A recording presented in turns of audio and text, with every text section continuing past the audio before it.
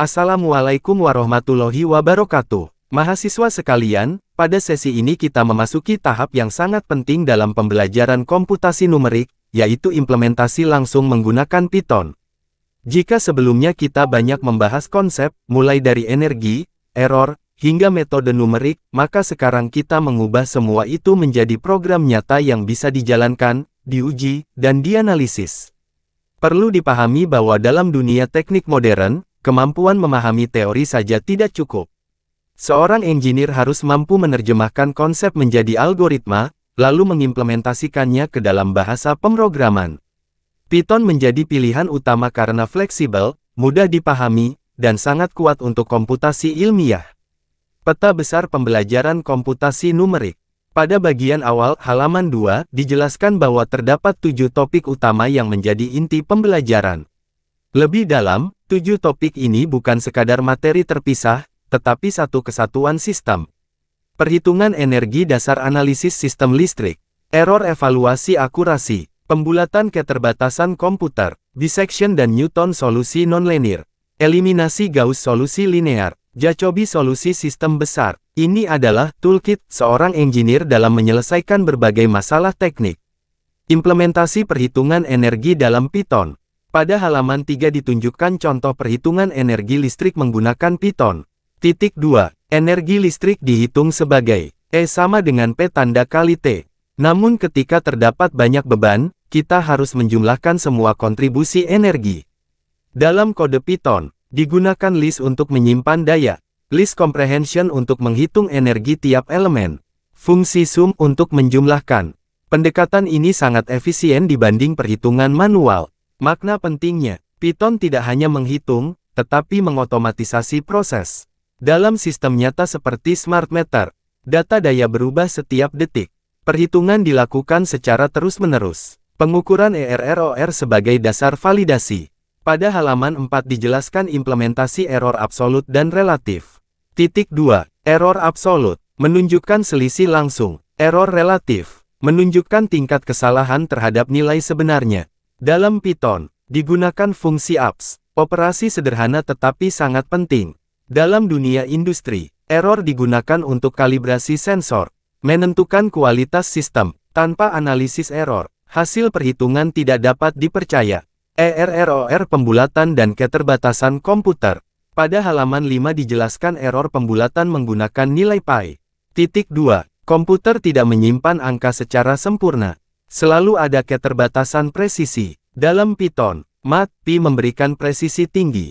Nilai pendekatan menyebabkan error. Makna penting, semakin banyak digit semakin akurat. Tetapi membutuhkan memori lebih. Dalam simulasi besar, trade-off antara akurasi dan efisiensi sangat penting.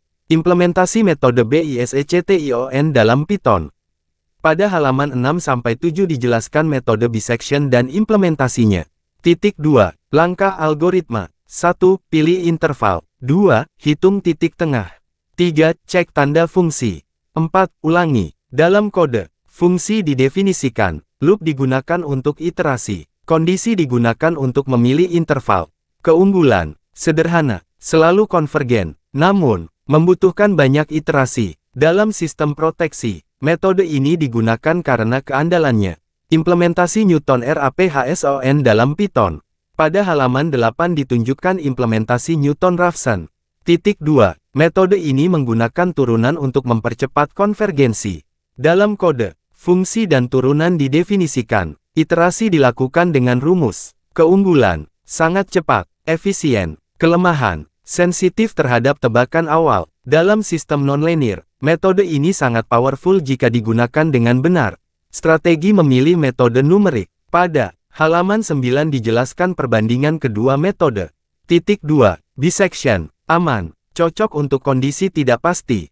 Newton, cepat, cocok untuk sistem kompleks. Dalam praktik, engineer harus memilih metode berdasarkan kondisi masalah. Implementasi eliminasi Gauss dalam Python. Pada halaman 10-11 dijelaskan metode Gauss. Titik 2. Terdapat 2 fase. 1. Eliminasi. 2. Substitusi mundur. Dalam Python, digunakan array numpy. Operasi baris dilakukan secara sistematis. Keunggulan, solusi eksak, cepat untuk sistem kecil. Dalam analisis rangkaian, metode ini digunakan untuk menyelesaikan KCL dan KVL. Implementasi metode JACOBI. Pada halaman 12-13 dijelaskan metode JACOBI. Titik 2. Metode ini menggunakan iterasi, membutuhkan tebakan awal, memperbaiki solusi secara bertahap. Dalam kode, nilai lama disimpan, nilai baru dihitung terpisah. Keunggulan, cocok untuk sistem besar, bisa diparalelkan. Perbandingan metode langsung dan iteratif. Pada halaman 14 dijelaskan perbandingan Gauss dan Jacobi. Titik 2. Gauss, cepat untuk sistem kecil, langsung. Jacobi, lebih fleksibel, cocok untuk sistem besar. Dalam sistem tenaga, Jacobi lebih sering digunakan. Pendekatan belajar yang benar. Pada halaman 15 ditekankan bahwa mahasiswa tidak boleh hanya menghafal kode. Titik 2. Mahasiswa harus memahami logika, memahami alur algoritma, memahami hasil. Tips penting, jalankan kode sendiri, cek hasil, pahami tiap iterasi, integrasi semua konsep dalam praktik. Jika dilihat secara keseluruhan, energi perhitungan dasar, error validasi, bisection dan Newton solusi nonlinear, Gauss dan Jacobi solusi linear, semua terhubung dalam satu sistem komputasi. Relevansi dalam dunia industri. Dalam dunia nyata, Python digunakan untuk simulasi, analisis sistem tenaga, optimasi jaringan listrik, machine learning. Mahasiswa yang menguasai ini, siap menghadapi dunia industri. Mahasiswa sekalian, dari seluruh pembahasan ini dapat dipahami bahwa implementasi Python bukan sekadar coding, tetapi merupakan alat untuk memahami dan menyelesaikan masalah teknik secara nyata.